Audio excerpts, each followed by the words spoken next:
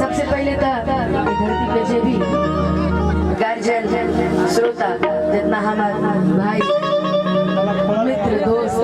जितना भी लोग उपस्थित बने सबके हम अनुपमा यादव ये मंच के माध्यम से गोल छू के गोल लगा था चाह भी तने को ताली बजा के लोग सब आशीर्वाद खाली भाई लोग के गोल लगा हुआ तार फूफा पापा बड़ा का गोल ना लगो अरे झाल पे हमार मामा नहीं कहीं ऐसा फूफा को हलवा मामा को हलवा मारल कैसे हम निकाल के सुना में लगो ये मामा और भांजी के प्यार है एकरा के बुरा नहीं खे माने के ना ना ना you are no except from this matter and you just to help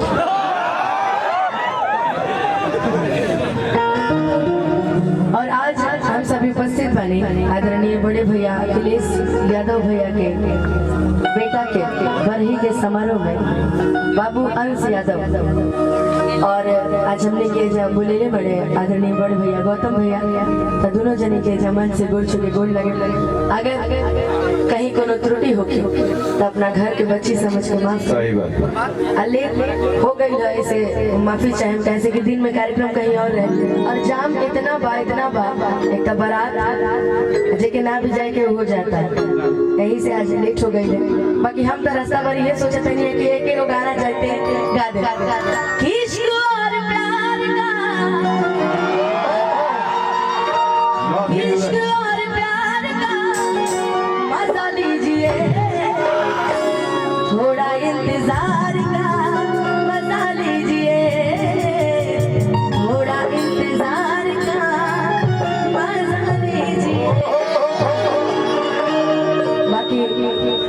भाई कहीं दोस्त कहीं आदरणीय गोलू राजा जी ये मंच के माध्यम से कि मंच पे बैठल बड़े हमारे मनोज भैया फ्रेंड ठीक रही